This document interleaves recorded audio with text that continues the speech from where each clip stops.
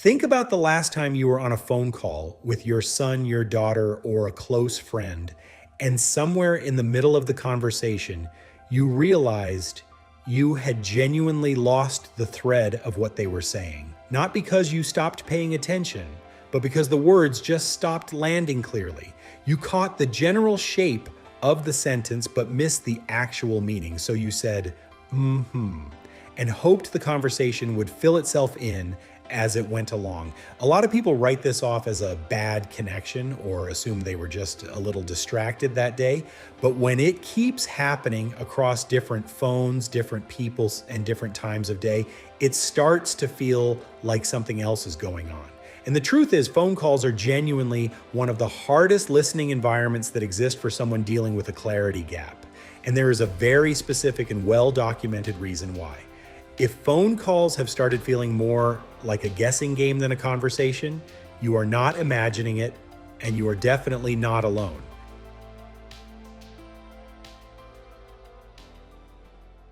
When you talk to someone face to face, your brain is quietly working with a surprisingly rich set of tools.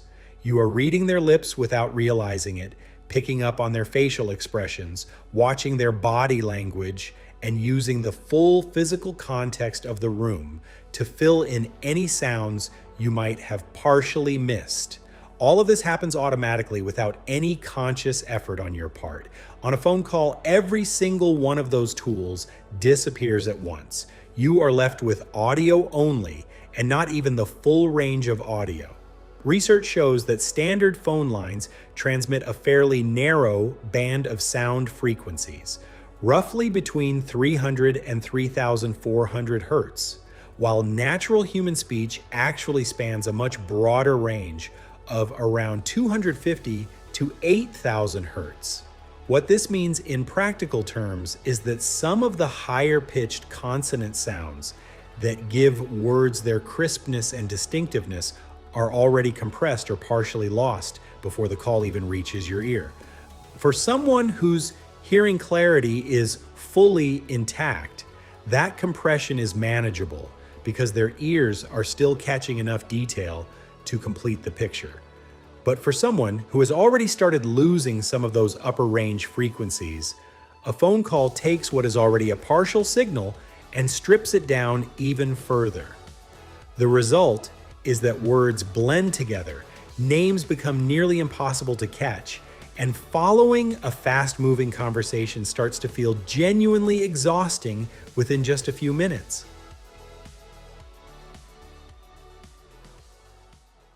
Here's the part that most people never connect to phone call fatigue, and it is backed by a significant amount of research in audiology and cognitive science.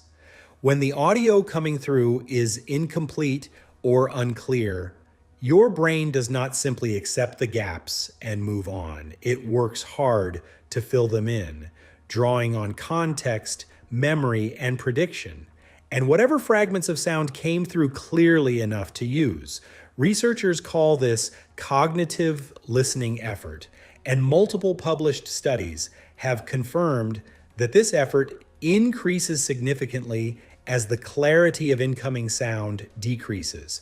Your brain essentially shifts from passively receiving a conversation to actively decoding it in real time, and those are two very different levels of mental demand. So by the time you hang up after a 20 or 30-minute call, you have spent considerably more cognitive energy than the length or content of that conversation should realistically require. That is why a simple catch-up call with your daughter can leave you feeling genuinely wiped out in a way that does not quite make sense on the surface.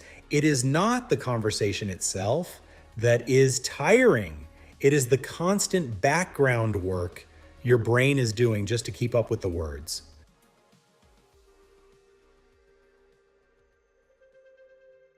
There are a few specific patterns that tend to show up when phone call difficulty is connected to a clarity gap rather than just a bad connection or a distracted afternoon.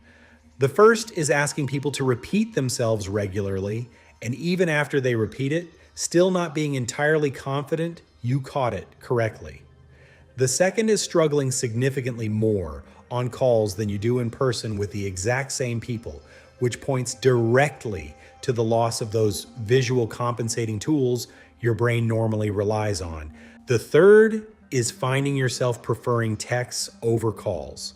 Not because texting is more convenient, but because a phone call feels like too much effort to reliably follow from start to finish. And the fourth is noticing that any background noise at all, a TV on in the next room, someone talking nearby, traffic outside, tips the whole conversation into something you can barely track. These patterns together point to something audiologists describe as speech in noise difficulty combined with high frequency clarity loss. Both of these are among the most common and earliest signs of mild to moderate hearing clarity changes. And both of them hit particularly hard during phone calls because of how much the medium strips away before the sound even reaches your ear. Here is something simple and worth trying. Ask someone you speak with regularly to have a short conversation with you, but this time pay close attention to which specific sounds you are consistently missing.